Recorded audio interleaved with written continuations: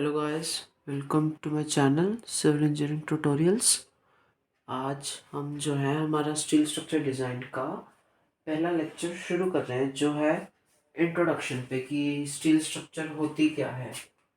Basically इसमें हम पढ़ेंगे स्टील के बारे में कि हमारा जो है स्टील क्या होता है, उसकी प्रॉपर्टीज़ क्या है और उसकी कंपोजिशन क्या है, और उसका एक हम इसमें पढ़ेंगे मेन स्ट्रेस स्ट्रेन कर्व आता है जो आपने पढ़ा ही होगा स्ट्रक्चरल मैकेनिक्स में। इसमें हम वो देखेंगे, साथ साथ हम इसमें इसके कुछ एडवांटेजेस देखेंगे। फिर हम इसमें देखेंगे कुछ इसके टाइप के सेक्शंस होते हैं, जैसे कि हमारे जो सेक्शंस होते हैं,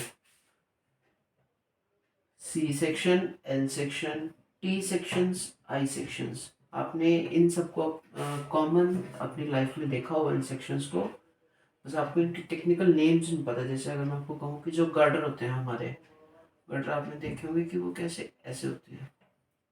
अगर मैं उसका क्रॉस सेक्शन बनाऊँ, अगर मैं इसी की ड्राइंग बनाऊँ गर्डर की फ्रंट व्यू से, तो कुछ आपको इस तरह से दिखता है, ऐसे। गलत हो गया।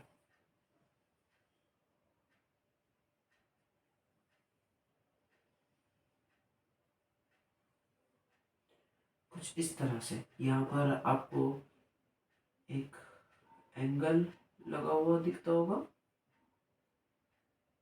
अच्छा, हाँ, आपने एक चीज़ सुनी होगी कि हमारे पास एंगल आते हैं। एंगल कैसे दिखते हैं हमें मार्केट में?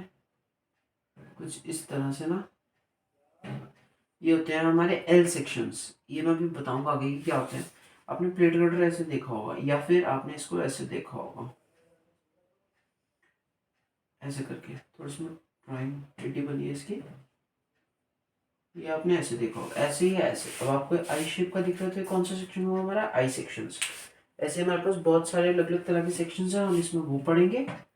तो अभी हम शुरू करते हैं इसमें हमारा स्टील स्ट्रक्चर डिजाइन का पहला लेक्चर, स्टील के बारे में कि हम स्टील क्यों यूज करते हैं, स्टील क्या होता है, कैसे बनता है, वो सब। तो अब जैसे कि हमें पता है कि जो स्टील है हमारा, स्टील अब ऐसा तो है नहीं कि जो हमें धरती से मिल रहा है वो प्योर फॉर्म में स्टील मिल रहा है। आपको पता होगा कि जो हमारी ये धरती है, मान लिया कि ये हमारी अर्थ है, अर्थ के बिल्कुल यहाँ पर कोर है, फिर यहाँ पर मेंटल आती है, फिर ऊपर हमारी क्रस्ट आती है। अगर आप चाहिए तो इसकी मैं शॉर्ट फॉर्म में लिखता हूँ, क्रस्ट, मेंटल और कोर। कोर के अंदर दो आती है, एक इनर कोर और एक आउटर कोर। अब हमें पता है कि हम तो जो है क्रस्ट के ऊपर रहते हैं, जो है हमारे कॉन्टिनेंट्स हैं, ठीक है। अब जो है हमारे क्रस्ट है, ठीक है, क्रस्ट के नीचे आपने अभी सुना होगा कि जम्मू कश्मीर में लिथियम के कोल माइंस में, लिथियम के हमें वो मिले हैं, खदानें मिली हैं, लिथियम का रिसोर्स मिला। तो वो कहाँ से है? वो इस धरती के अंदर से ही तो मिल रहा है हमें। ऐसे ही क्या होता है, जो हमारा स्टील होता है, स्टील क्या है? एक तरह का अलॉय है इसका, या एक तरह का मैन्युफैक्चर्ड प्रोडक्ट है कि जो हमें धरती में से कच्चा सामान मिल रहा है। कच्चे सामान को हमने आगे उसको अच्छे से रिफाइन करा, उसको अच्छे से साफ करा, अच्छे से साफ करके फिर हमने उसके अंदर कुछ अपनी तरफ से ऐड ऑन किया, फिर हमारे पास क्या है? वो स्टील आया। अभी हमें ये तो पता लग गया कि स्टील क्या है, एक मिक्सचर है किस किस का? आयरन का, कार्बन का और कुछ अलॉयज का। पहला पॉइंट कि जो हमारा स्टील है वो क्या है? एक मिक्सचर है किस किस का? Iron, carbon and some alloys. पहला पॉइंट कि स्टील क्या होता है, स्टील हमें पता लग गया। अब दूसरी बात आती है कि हम इसमें आपका एक टॉपिक आता है, आप अपनी बुक में देखेंगे, जो ईशान की या ईगल की कोई भी बुक होगी, उसमें हमारे पास एक टॉपिक आता है steel as a construction material. क्योंकि अब देखिए, हमें कंस्ट्रक्शन मटेरियल की शॉर्ट फॉर्म लिख रहा है यहाँ पर, कि अभी देखिए हमें इसके बारे में पता भी तो हो कि जो स्टील है, हम सिर्फ स्टील ही क्यों यूज़ कर रहे हैं। हम आरसीसी में भी स्टील यूज़ करते हैं। आरसीसी में आप सबको पता होगा कि जो हमारी आरसीसी होती है, यानी कि रेनफोर्स सीमेंट कंक्रीट, उसका अगर मैं सेक्शन बनाऊं तो सेक्शन कैसे बनता है? उसका ऐसे ही बनता है। यहाँ पर हमारी हुक आती है और नीचे हमारे स्टील आती है। अब नीचे भी तो हमारा स्टील आ रहा है, सिर्फ स्टील ही क्यों? स्टील की जगह हम इसमें माइल्ड स्टील क्यों नहीं यूज करते? ये चीज अभी इसमें मैं बताता हूँ आपको कि सिर्फ हम स्टील को ही क्यों लेते हैं। सबसे पहला पॉइंट कि वो क्या है, एक मिक्सचर किस चीज का है, आयरन, कार्बन और थोड़े से अलॉयज का। ठीक है, इसमें इसी का एक पॉइंट और आता है इसी में कि इसको हम कैसे मैन्युफैक्चर करते हैं, स्टील को। सिर्फ अभी मैं स्टील को बता रहा हूँ कि स्टील को हम कैसे मैन्युफैक्चर करते हैं। ठीक है, इसको हम मैन्युफैक्चर करते हैं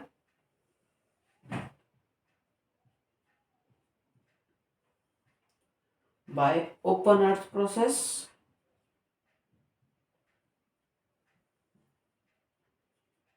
और इलेक्ट्रिक इलेक्ट्रिक केटल प्रोसेस है, इलेक्ट्रिक प्रोसेस। ठीक है, ये तो हमारे आगे इसमें कि स्टील क्या होता है, स्टील कैसे बनता है। स्टील को अब बात आती है कि स्टील को ही हम क्यों कि जो स्टील है हम स्टील को ही क्यों कंस्ट्रक्शन मटेरियल के तौर पे यूज करते हैं। तो इसका जो हमारा पॉइंट आता है वो ये आता है कि कि जो स्टील है हमारा, स्टील के अंदर हम क्या क्या ऐड करते हैं, कार्बन, आयरन तो हमारे पास होता ही है। अब अगर आप सिंपल लाइफ में देखें हमारा कि लोहा ले लो कोई भी, मान लिया कि आपने ये एक मैं एग्जांपल के लिए बता रहा हूँ कि स्टील, आयरन और कार्बन से हम स्टील क्यों बनाते हैं।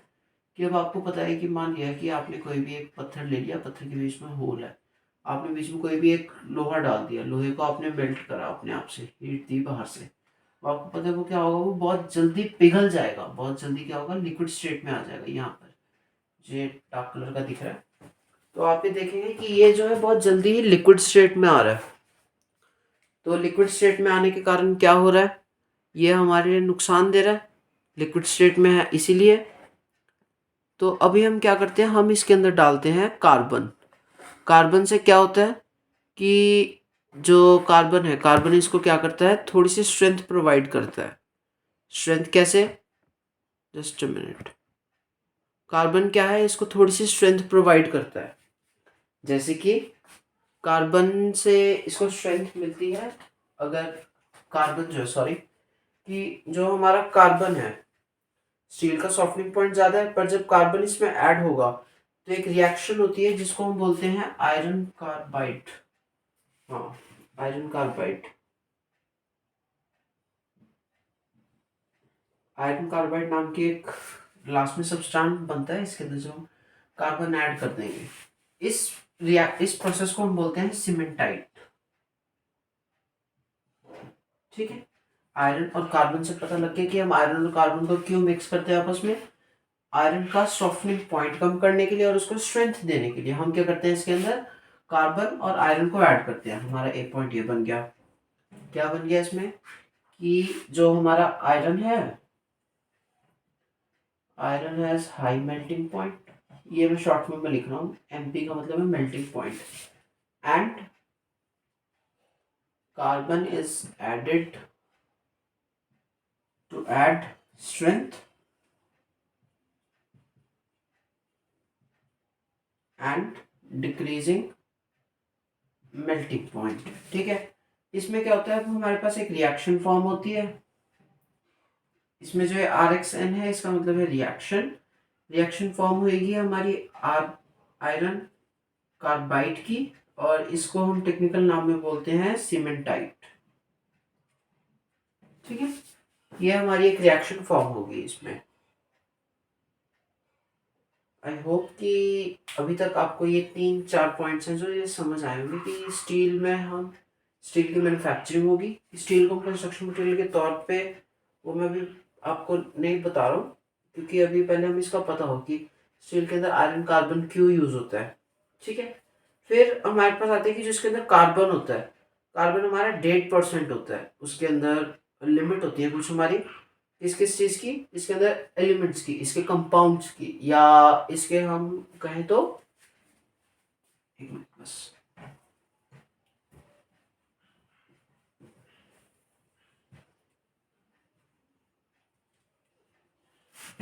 जैसे कि अगर मैं आपको बताऊं तो जैसे कि अब हमारा कार्बन है, कार्बन हमारा इसके लिए बहुत इंपॉर्टेंट है, मैंने भी आपको बताया। कार्बन से क्या होता है, इसकी स्ट्रेंथ आती है। अब इसकी स्ट्रेंथ आएगी स्ट्रेंथ हमारे लिए बहुत जरूरी है। ऐसा तो है नहीं कि अब हम कोई भी फोकस मटेरियल लगा देंगे। ऐसा तो है नहीं कि मैं किसी भी जगह पे स्टील की जगह मार्कर लगा दूँ, क्या होगा कि जब लोड आएगा तो मान लिया कि ये मेरा मार्कर है जो मैंने लगा रखे है, और एक जगह क्या है, ये मेरे स्टील है HYSD, ठीक है। अब दोनों जगह क्या होगा, ये तो प्लास्टिक का है, लोड आया, चलो जी काम खत्म इसका। इसमें क्या होगा, इसमें 4 गुना लोड से आएंगे, फिर भी ये ठीक ठाक खड़ा है। इसमें क्या होगा, बस हल्की सी डिफॉर्मेशन आएगी। तो कार्बन क्या करता है इसमें, इसके स्ट्रेंथ प्रोवाइड करता है, ठीक है। इसलिए हम क्या करते हैं, स्टील को यूज करते हैं। क्यों? क्योंकि इसके अंदर क्या होता है, हमारा कार्बन कंटेंट अच्छा होता है। कार्बन कंटेंट अच्छा होगा तो क्या होगा, हमारी स्ट्रेंथ अच्छी आएगी। अब ऐसा भी नहीं होना चाहिए कि हमने क्या करा, हमने इसको पूरा ही कार्बन से भर दिया, ऐसा भी हमारे लिए अच्छा नहीं है। तो कार्बन क्या है, इसमें हमारी एक लिमिट तक रहता है। उस लिमिट को अगर हम कहें तो कंस्ट्रक्शन मटेरियल के तौर पे इसमें कार्बन रहता है 1.5%। मोटा मोटा अगर मैं बताऊं अंदाजे से 1.5% रहता है इसमें। पर अगर हमने इसमें कार्बन ज़्यादा कर दिया तो ये क्या होता है, ये इसकी डक्टिलिटी, इसके जो प्रॉपर्टीज होती हैं उसको डिक्रीज करते हैं। जैसे कि अगर मैं एक बताऊं तो वो इसकी डक्टिलिटी कम कर देगा। डक्टिलिटी क्या होती है, मटेरियल की एक प्रॉपर्टी होती है जिसमें हम क्या करते हैं कि हम उस मटेरियल को पतली पतली तारों में बना सकते हैं। Give me a minute. जैसे हम क्या करते हैं, हम उसको पतली पतली तारों में बना सकते हैं। जैसे कि आपने चिकनी मिट्टी देखी होगी या क्ले से जब हम बचपन में खेलते थे तो हम क्या करते थे कि क्ले हमारे पास होती थी। क्ले को हमने क्या करा, ऐसे इकट्ठा करा पूरा एक, फिर उसकी पतली सी तार टाइप में बना के उसको पतला पतला करी गए, पतला करी गए। या फिर इस सबसे अच्छा एग्जांपल है कि बचपन में जब हम करते थे ना कि बेंच के ऊपर इरेजर को रगड़ के, जैसे कि इरेजर है ना, हमने इरेजर को रगड़ा बेंच पे, ऐसे करके एक लाइन बन जाती, फिर उससे हम पतले पतले धागे बनाते थे उसके। वो भी क्या है, डक्टिलिटी का सिर्फ एक छोटा सा एग्जांपल है। तो इसीलिए इसमें अगर मैं मेन पॉइंट बताऊं आपको steel as a construction material का, वो क्या है कि इसके अंदर कार्बन जो होता है, कार्बन के कारण इसमें क्या आती है, इसकी स्ट्रेंथ। और स्ट्रेंथ से हमारे पास क्या होता है, स्ट्रक्चर पे, स्ट्रक्चर की लाइफ बढ़ती है। और क्या बढ़ती है, उसकी लोड रेजिस्टिंग पावर बढ़ती है। तो अभी तक आपको ये एक पॉइंट क्लियर हो गया होगा कि steel as a construction material क्यों है। इसकी कंपोजिशन अभी हम पढ़ेंगे, उससे पहले आपको ये रिएक्शन पता हो चल गई होगी कि इसमें आयरन कार्बाइड बनता है और उसको हम बोलते हैं सीमेंटाइट। आयरन प्लस कार्बन का मिक्सचर होता है जो सा। और जो कंस्ट्रक्शन मटेरियल होता है उसके अंदर हमारी मोटी मोटी जो परसेंटेज होती है वो 1.5% होती है। 1.5% से 1% ही नहीं, 1% नहीं, थोड़ी सी ऊपर है थोड़ी सी नीचे हो सकती है, उससे ज़्यादा नहीं। फिर हम पढ़ते हैं इसमें नेक्स्ट टॉपिक आपके सिलेबस के हिसाब से आता है। Just minute, I check the syllabus. Properties of structural steel. हाँ जी, अब इसमें हम बात करते हैं कि हम इसको स्ट्रक्चरल स्टील क्यों कह रहे हैं। क्योंकि अभी आपने जो है आरसीसी में पढ़ा होगा कि स्टील हमारे पास कितने तरह के होते हैं। जैसे कि अगर मैं यहाँ आपको एक टेबल के तौर पे बताऊँ तो स्टील, सबसे पहला माइल्ड स्टील, दूसरा टीएमटी बार्स, फिर HYSD, फिर CRS, एक और आता है 5 high dense, high high density steel, high density steel है, हाई कार्बन कंटेंट स्टील है, लो कार्बन कंटेंट स्टील, ऐसे करके हमारे पास स्टील के बहुत सारे टाइप्स आते हैं। अब माइल्ड स्टील तो आप सब ने देखा होगा अपने, जैसे कि ये पत्ती दिख रही है आपको, जैसे कि आप सबको ये पत्ती दिख रही होगी, ये पत्ती क्या है, माइल्ड स्टील की बनी है। या जो हमारे हैंडल होते हैं, पैन के हैंडल होते हैं, वो माइल्ड स्टील के होते हैं। ये तो शायद एल्यूमिनियम है, पर जो हमारे पैन के हैंडल होते हैं वो माइल्ड स्टील के बने होते हैं। जो हमारे ट्रंक होते हैं वो माइल्ड स्टील के बने होते हैं। जो हमारे HYSDS, CRS और TMT बार्स हैं। TMT कौन से होते हैं? Thermomechanically treated bars. HYSD होते हैं high yield strength deforming bars. इसमें से जो HYSD होता है इसको हम यूज करते हैं हमारे किसमें, स्ट्रक्चर्स के काम में, मेनली जो हमारे घर वगैरह की कंस्ट्रक्शन होती है उसके लिए। फिर जो हमने इसको स्ट्रक्चर स्टील क्यों नाम दिया, क्योंकि ये जो है हमारा स्ट्रक्चर्स में यूज हो रहा है। स्ट्रक्चर में इसलिए यूज हो रहा है, क्यों, जस्ट मिनट, स्ट्रक्चर्स में यूज हो रहा है क्यों। अब स्टील का हमारा काम क्या होता है मेन, आरसीसी में क्या काम होता है स्टील का, उसकी टेंसाइल स्ट्रेंथ बढ़ाना। अगर हम ये कहें कि जो कंक्रीट होता है, कंक्रीट के अंदर उसकी हमें पता है कि उसकी कंप्रेसिव स्ट्रेंथ है, हम ये कह सकते हैं कि उसके अंदर शीयर स्ट्रेंथ है, फिर हम कह सकते हैं उसके अंदर उसकी टेंसाइल स्ट्रेंथ भी है। पर हम क्या ज़्यादातर बोलते हैं कि concrete has its own compressive strength. ठीक है, सिर्फ कंक्रीट कंक्रीट की बात कर रहा हूँ मैं अभी। कंक्रीट में क्या होता है, हमारा सिर्फ एक कंप्रेसिव स्ट्रेंथ होती है। शीयर स्ट्रेंथ, टेंसाइल स्ट्रेंथ हमारी बहुत कम होती है, मतलब बहुत ज़्यादा ही लगा के चलो कि अगर ये 85% है तो बाकी की जो सारी फोर्सेस होंगी वो मिला के बनेगी इसमें 15%, 15% ही बनेगा। तो ये बाकी की सारी मिला के क्या बनेगी, सिर्फ 15% बनेगी। तो अब हमारे लिए 85 को पढ़ना ज़्यादा जरूरी है। 15 को हम क्या करते हैं कि 15 के अंदर हम और कुछ ऐड ऑन करके हम इसकी स्ट्रेंथ बढ़ाए थे। जैसे कि अब हमने आरसीसी पढ़ा, आरसीसी में हमने क्या करा, सीसी तो हमें पता है कि क्या है, सीमेंट कंक्रीट है, लेकिन जो आरसीसी, आरसीसी में हम क्या आता है, रेनफोर्स। रेनफोर्स हमने क्या करा, मेन काम सरिये का क्या होता है, मेन अगर मैं हिंदी में बताऊं तो मेन काम इसका होता है कि इसके अंदर क्या करें, इसकी वजह के टेंसाइल स्ट्रेंथ को ऐड करें। जैसे कि अभी हम मार्कर है, मैं मार्कर को ऐसे बेंड कर रहा हूँ, ये बेंड हो रहा है, मतलब कि इसके अंदर इसके टेंसाइल स्ट्रेंथ है, इसके अंदर इसकी कंप्रेसिव स्ट्रेंथ भी होती है, शियर स्ट्रेंथ भी होती है, फ्लेक्सुरल स्ट्रेंथ होती है, टॉर्जनल स्ट्रेंथ होती है, स्ट्रेंथ सारी होती है। लेकिन जो ज़्यादा होती है हम उसको देखते हैं। ऐसे स्टील में क्या होती है, ज़्यादातर टेंसाइल स्ट्रेंथ होती है, तो हम टेंसाइल स्ट्रेंथ को लेके चलते हैं।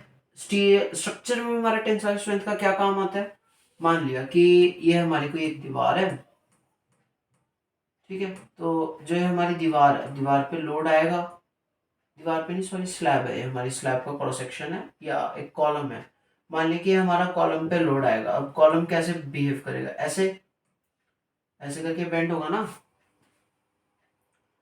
तो ये कॉलम क्या है, ऐसे करके बेंड होगा। अब अगर ये सिर्फ कंक्रीट का हुआ तो क्या होगा कि ये एक ही बार में त्रेड़े आ जाएंगे, इसमें त्रेड़े इन द सेंस कि टूट जाएगा। पर अगर इसमें स्टील हुआ तो क्या होगा, ये बेंड होगा, इसमें इसकी टेंसाइल स्ट्रेंथ आएगी, जैसे लोड हटेगा ये अपनी शेप में वापस आ जाएगा। ये तो आपको पता होगा कि जो स्टील होता है उसके अंदर इलास्टिसिटी होती है। इलास्टिसिटी मतलब कि अगर हम उस पर फोर्स लगाएं और वो अपनी शेप को चेंज करे और दोबारा अपनी शेप को रीगेन कर ले, उसे हम बोलते हैं इलास्टिसिटी। तो स्टील में इलास्टिसिटी है इसलिए वो अपनी शेप में वापस आ जाएगा। इसलिए हम क्या करते हैं, स्टील को स्ट्रक्चरल स्टील बोलते हैं, क्यों, क्योंकि वो हमारे स्ट्रक्चर्स बनाने में काम आता है। फिर हमारे पास आती है इसकी कुछ प्रॉपर्टीज, कि प्रॉपर्टीज ऑफ स्टील क्या होती हैं। प्रॉपर्टीज ऑफ स्टील, इसमें हम पढ़ेंगे 3 तरह की। सबसे पहले आती है केमिकल प्रॉपर्टीज, दूसरी आती है फिजिकल प्रॉपर्टीज, तीसरी आती है हमारी मैकेनिकल प्रॉपर्टीज। ठीक है, हाँ जी, तो सबसे पहले हम इसमें देखते हैं केमिकल, फिर हम देखते हैं इसमें फिजिकल, फिर इसमें हम तीसरी देखते हैं हमारी जो लास्ट और मोस्ट इंपॉर्टेंट प्रॉपर्टीज हैं। वैसे तीनों ही इंपॉर्टेंट और पेपर में पूछ लेते हैं कि what are the properties of steel, और ये तीनों ही कहते हैं कि किसी भी चीज़ का मूल आधार है स्टील के अंदर, वो ये तीनों है, फिजिकल, केमिकल और मैकेनिकल। इसलिए हमें जो है इन तीनों को पढ़ना बहुत ज़रूरी है। तो इसमें हम सबसे पहले देखते हैं जो हमारी केमिकल प्रॉपर्टीज है किसकी, स्टील की। केमिकल प्रॉपर्टीज में क्या क्या आएगा, मेन अगर मैं मेन मेन बताऊं तो आपको केमिकल में आते हैं इसकी कॉम्पोजिशन क्या है, कि मतलब ये किस किस चीज के साथ बना हुआ है। सबसे पहला आता है कार्बन, मैं इसमें पहले आपको लिख के दे देता हूँ कि इसके अंदर कौन कौन से आती हैं। ठीक है, सबसे पहला आता है हमारा कार्बन,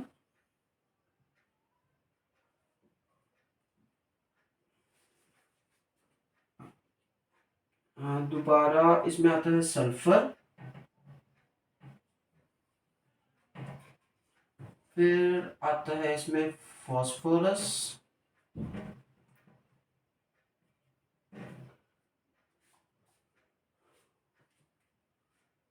और इनकी जो परसेंटेज हमारी रहती है वो रहती है 0.23 से 0.002%। जस्ट अ मिनट,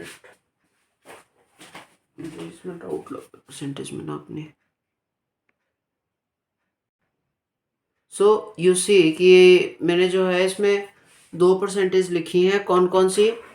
एक तो मैंने लिखी है कि इसमें हमारी कार्बन की दो दो आती हैं, जो है 0.23 से 0.002। दूसरी आती है 0.25 से ±0.03। दो आती हैं, पर ये दोनों ही अलग अलग जगह पे काम आती हैं। सबसे पहली तो आती है कि जब हमारी जो थिकनेस या डायमीटर हो 20 mm से कम हो, सबसे ऊपर वाली 0.23 से 0.002 mm के, हम इसमें कार्बन कंटेंट उतना रहेगा। अगर हमारा 20 mm से ऊपर का सरिया है, स्टील को, स्ट्रक्चरल स्टील को अगर मैं हिंदी में बोलूँ तो सरिया, तो जो इसका सरिया है वो 0.25 से 0.03 प्लस माइनस हो जाएगा। प्लस माइनस मतलब कि इतना ऊपर या इतना नीचे। अब देखिए मैंने आपको मैक्सिमम जो लिमिट बताई थी कार्बन की वो 1.5% है, पर ये 1.5% से नीचे मतलब स्टील अच्छा है। फिर फॉस्फोरस आता है। फॉस्फोरस और सल्फर की परसेंटेज जो है इसमें वो सेम है।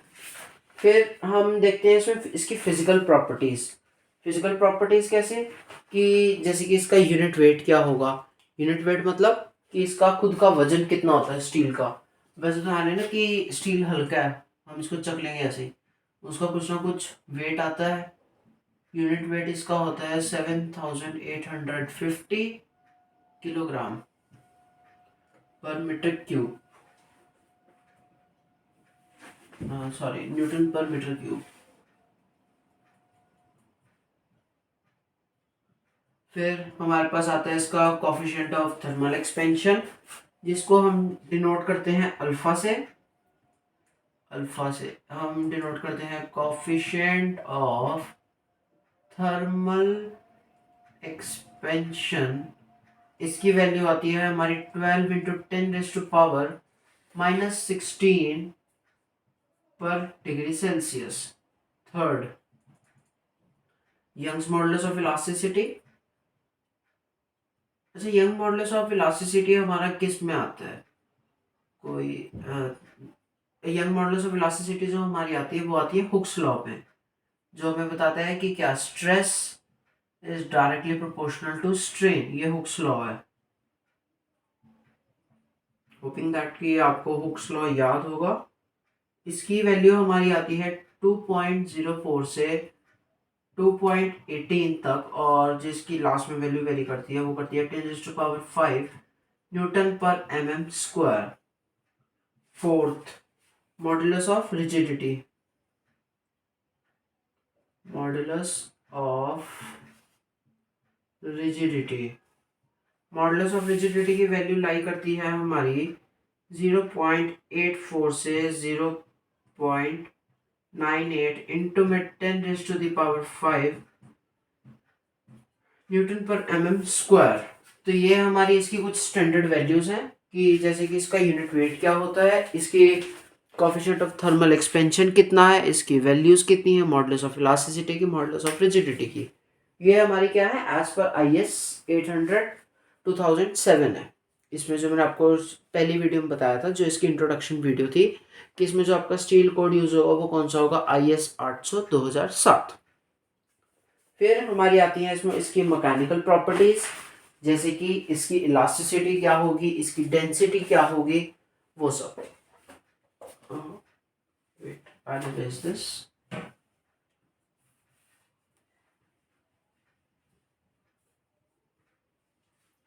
तो जो इसकी हमारी आती है इसकी मैकेनिकल प्रॉपर्टीज, इसमें इसकी सबसे पहले आती है इसकी डेंसिटी कितनी होगी। सबसे पहली, एक मिनट मैं पहले लिख देता हूँ इसको, फिर समझाता हूँ आपको। सो यू सी कि अभी मैंने आपको इसमें मेन लिखी है जो इसमें मैकेनिकल प्रॉपर्टीज हैं इसकी। सबसे पहले आती है डेंसिटी। डेंसिटी हम सब ने फ्लूइड मैकेनिक्स में पढ़ी होती है कि डेंसिटी क्या होती है, मास अपॉन वॉल्यूम। तो इसलिए इसकी डेंसिटी की वैल्यू इतनी आती है। सॉरी, फिर आती है पॉइसन्स रेशियो। पॉइसन्स रेशियो हमने किस में पढ़ी होती है, स्ट्रक्चरल मैकेनिक्स में। वो क्या आती है, lateral strain divided by longitudinal strain. Lateral strain divided by longitudinal longitudinal strain divided by lateral stress है, शायद कुछ ऐसा सही है। मुझे एग्जैक्टली याद नहीं कि इसकी वैल्यू, इसका फॉर्मूला क्या है पॉइसन्स रेशियो का। पॉइसन्स रेशियो की वैल्यू लाई करती है 0.27 से 0.3। टेंसाइल स्ट्रेंथ क्या होती है इसमें, इसकी हाई होती है। इसमें जो टी एस है ये इसकी शॉर्ट फॉर्म है। फिर हमारे पास आती है इसमें यील्ड स्ट्रेंथ। यील्ड स्ट्रेंथ क्या होती है, मान लीजिए कि ये जो है ये मेरे पास एक स्टील का स्पेसिमेन है मेरा, ठीक है। मैंने क्या करा, मैं इस पे लोड लगाता रहा, ये लोड लगा रहा हूँ मैं इस पे, ठीक है। अब एक तो ऐसा होगा कि मैंने छोड़ दिया, अपनी शेप में वापस आ गया, लेकिन अब क्या हो रहा है एक टाइम के बाद, ये दिख रहा है आपको इसमें, ये क्रैक्स डेवलप हो गए हैं इसमें, ये छोटे छोटे से ना, ये दिख रहा है क्रैक। अब ये क्या हो रहा है, ये अपनी शेप में वापस तो नहीं आएगी, ये डिफॉर्म होगी। वैसे तो ये ब्रेकिंग पॉइंट है, पर जब वो क्रैक आना शुरू हुआ था यहाँ पर, जो ये क्रैक आ रहा था, तो वो क्या हो गया इसका यील्ड स्ट्रेंथ, कि वो जिस पॉइंट पर जाकर डिफॉर्म हो जाएगा। फिर आती है इसकी शियर स्ट्रेंथ। शियर स्ट्रेंथ क्या होती है, जो हमारी एक अपोजिट और एक, हमारी दो फोर्सेस लगती हैं, एक ऊपर की तरफ और एक नीचे की तरफ। मान लिया कि यही है हमारे पास, या फिर ये कोई दो ऑब्जेक्ट्स हैं, जैसे कि ये दो ऑब्जेक्ट्स हैं कोई, इसमें एक में क्या हो रहा है, एक में नीचे की तरफ फोर्स लग रही है और एक में पीछे की तरफ, आगे पीछे जा रहे हैं, दो अपोजिट फोर्सेस हैं, तो ये क्या होगी इनकी शियर स्ट्रेंथ। फिर इसमें आती है हार्डनेस। हार्डनेस क्या होती है कि मटेरियल की वो प्रॉपर्टी कि अगर हम उसको स्क्रैच करें उसके ऊपर स्क्रैच का निशान ना आए। जैसे कि अब ये चौक है, चौक पे मैंने क्या करा, स्क्रैच करा, स्क्रैच का निशान आ गया, शायद आपको ना दिखे, पर आपने जब भी चौक पर करा होगा तो वो क्या होता है, उस पर हल्की सी लाइन बन जाती है आपके नाखूनों की। वो क्या होती है हार्डनेस, कि अब हम स्टील के ऊपर जितने मर्जी स्क्रैच करी जाएं, स्क्रैच बहुत कम होता है वो, पर होता तो है, मतलब उसकी वो हार्डनेस को डिफाइन करता है। फिर आती है इसकी मेल्टिंग पॉइंट। मेल्टिंग पॉइंट क्या होती है कि जहाँ पर आकर वो मेल्ट होना शुरू होगा। सारे स्टील्स का मेल्टिंग पॉइंट जो होता है वो अलग अलग होता है। क्यों, क्योंकि वो क्या करता है, वो वेरी करता है हर एक स्टील के बेस पे। अगर मैं आपसे कहूँ माइल्ड स्टील का अलग होगा, HYSD का अलग होगा, TMT का अलग होगा, CRS का अलग होगा, और लो कार्बन कंटेंट का अलग होगा, हाई कार्बन कंटेंट का अलग होगा। तो सभी स्टील का क्या होता है, अपना अपना मेल्टिंग पॉइंट अलग अलग होता है। अब कुछ अगर मैं कॉमन प्रॉपर्टीज की बात करूं, जैसे कि आपने ये सब तो शायद अभी सुनी होगी कि ये इसका यील्ड स्ट्रेंथ, डेंसिटी वगैरह। डेंसिटी आपने शायद RCC में भी पढ़ी होगी कि इसकी डेंसिटी इतनी लाई करती है। अब कुछ मैं इसकी कॉमन प्रॉपर्टीज की बात करता हूँ, मैं इनको शॉर्ट फॉर्म में लिख रहा हूँ यहाँ पर।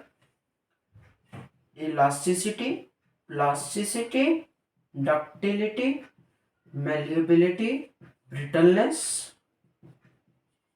creep, हार्डनेस, फटीक, और कौन सी होती है इसमें, इलास्टिसिटी, प्लास्टिसिटी, डक्टिलिटी, टफनेस,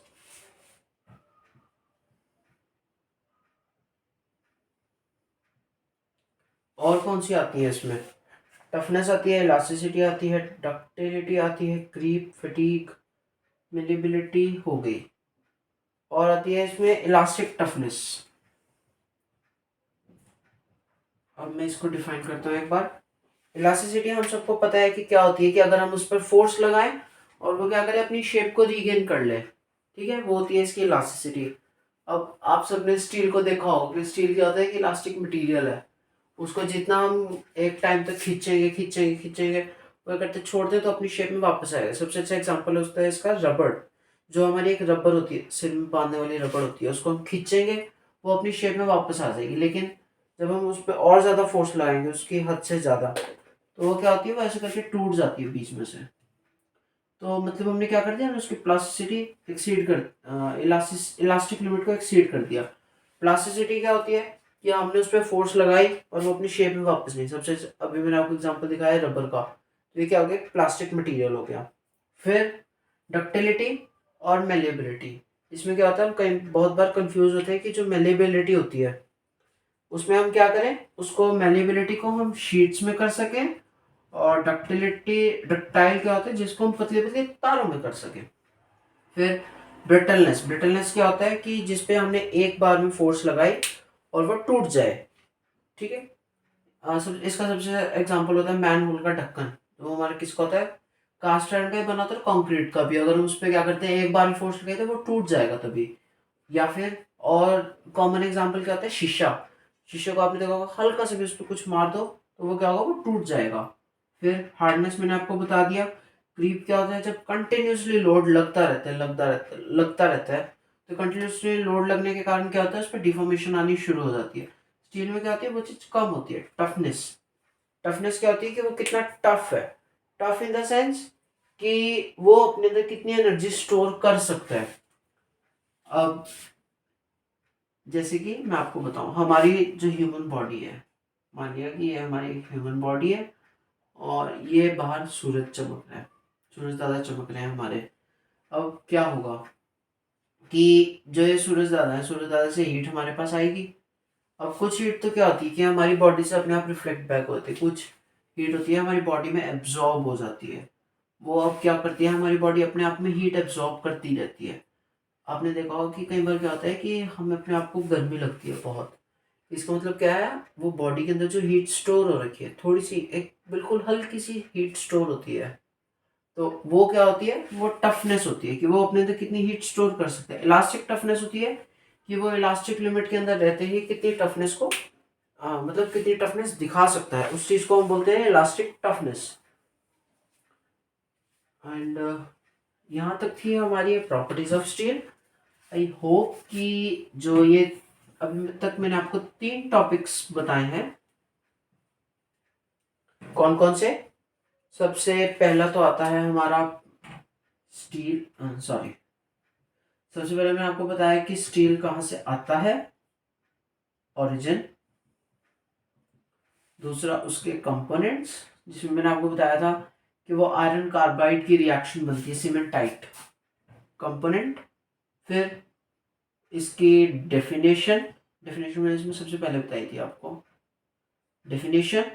फिर उसके बाद हमने इसमें देखा कि स्टील क्या होता है, स्टील के अंदर उसकी परसेंटेज क्या होती है, स्टील की डेफिनेशन क्या होती है, वो सब मतलब एक छोटा सा स्टील के बारे में हमने देखा क्या होता है। फिर हमने देखा कि स्ट्रक्चरल स्टील क्या होता है, कि स्ट्रक्चरल स्टील हमारा क्या होता है। स्ट्रक्चरल स्टील के बारे में हमने देख लिया। हमने इसमें ये चीजें देखी कि स्ट्रक्चरल स्टील क्या होता है, कितने प्रकार का होता है, स्टील के टाइप्स हो गए। और टाइप ऑफ स्टील, बहुत सारे स्टील के टाइप्स हैं, मैंने आपको जो गिनती के 4 या 5 बताए थे अभी। फिर मैंने आपको इसमें दोबारा किस चीज़ की रिवीजन करवाई, कोड की, कि कोड क्या है हमारा, IS 800 2007। कोड को तो रट जाना चाहिए बस। जैसे कि मैं आपको दिखाता हूँ, कोड मैंने अभी भी खोल रखा है अपने पास। ये कोड आपका क्या है, गूगल पे से डाउनलोड हो जाएगा। ये कोड है आपका, ये दिख रहा है, जैसे कि आपका RCC का कोड था, वैसे ही आपका क्या है, ये स्टील स्ट्रक्चर का भी कोड है एक। ठीक है, फिर हमने इसमें पढ़ा उसके बाद इसकी प्रॉपर्टीज, ये तो हो गया पहला टॉपिक। फिर हमने इसमें देखा कि इसकी प्रॉपर्टीज क्या हैं, कौन कौन सी हैं प्रॉपर्टीज इसमें, फिजिकल, मेरे साथ साथ मैकेनिकल और केमिकल। फिजिकल में हमने देखा, अभी भी लिखी है मैंने, इसका यूनिट वेट कितना होता है, coefficient of thermal expansion, young modulus of elasticity, modulus of rigidity. Mechanical में हमने क्या क्या पढ़ा इसका, कि इसकी डेंसिटी क्या होती है, इसकी टफनेस क्या होती है, इसका पॉइजन रेशियो क्या होता है, इसकी शेयर स्ट्रेंथ कितनी होती है, ये सब हमने इसमें पढ़ा। केमिकल प्रॉपर्टीज में हमने क्या पढ़ा, कि इसकी कंपोजिशन क्या होती है। ठीक है, अब हम इसमें देखने वाले हैं एक चीज जो आप सबने पढ़ी हुई है और आप सबको याद भी होगी, आपने ये चीज स्ट्रक्चरल मैकेनिक्स में पढ़ी थी, कि एक स्ट्रेस स्ट्रेन कर्व आता है, उसका एक पूरा एक्सपेरिमेंट है आपके पास। वो क्या है, यूटीएम का है, जिसमें हम क्या करते हैं, यूनिवर्सल टेस्टिंग मशीन को अप्लाई करते हैं। मैं भी आपको उसका डायग्राम बनाकर दिखाता हूँ यूटीएम का। सिर्फ एक छोटा सा डायग्राम है, रफ सा डायग्राम मीन्स कि ये हमारी यूटीएम के प्लंजर है ऊपर वाले, और एक ये नीचे वाला प्लंजर है। ये नीचे उसके मशीन फिक्स है यहाँ पर पूरी, ठीक है। And this is your dashboard. Dashboard कह लो या इसको कंट्रोल पैनल कह लो, जहाँ से आप लोड वगैरह सारा कंट्रोल करेंगे। और ये जो है ये आपका पूरा मशीन का फ्रेम है, इसमें मशीन फिक्स है यहाँ पर। ये इसमें नट बोल्ट वगैरह लगे थे सारे, ठीक है। ये यूटीएम हो गया आपकी। ये मैंने इसका साइड व्यू बनाया, मतलब मेरी थोड़ा ड्राइंग ऐसी सी है, समझ लेना बस इसे। तो यूटीएम में क्या होता है कि हमने यहाँ पर हमारा स्टील का स्पेसिमेन लगाया, कोई भी लगा दिया मान लो, तो क्या होगा, यहाँ से हम लोड को कंट्रोल करेंगे। मान लिया कि यहाँ पर जो पर्सन बैठा है उसने लोड लगाया पहले 10 किलो न्यूटन का, ठीक है। इसमें क्या होता है, साथ साथ एक ग्राफ प्लॉट होता रहता है। मैं इसलिए बता रहा हूँ ताकि आपको ग्राफ भी समझ आ जाए। एक साइड क्या आती है हमारी स्ट्रेस, और इस साइड आती है हमारी स्ट्रेन। ये ठीक है। मान लिया कि उसने यहाँ से शुरू करा जीरो से वो कहाँ पहुंचा, पहले 10 पे 10 का लोड लगाया। तो क्या होगा कि ये मशीन खींचेगी।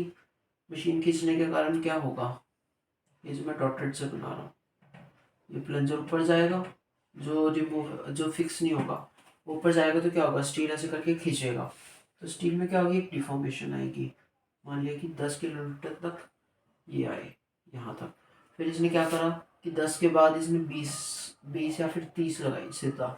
इसको पता लगे कि 10 से 30 के बीच में कुछ नहीं होगा, तो इसे सीधा 30 लगा के देखी। 30 लगाई तो क्या हुआ, और खींचा थोड़ा सा, और खींचने के कारण क्या हुआ, थोड़ी सी और डिफॉर्मेशन आ गई। अब उसने देखा कि जो 30 वाला लोड है, 30 वाला जो लोड है, 10 जो है इसको मैं ए से डिनोट कर रहा हूँ अभी, ठीक है। उसने क्या देखा, जो 30 वाला है, ठीक है, 30 वाले पे क्या हो रहा है ना, डिफॉर्मेशन आनी शुरू होगी।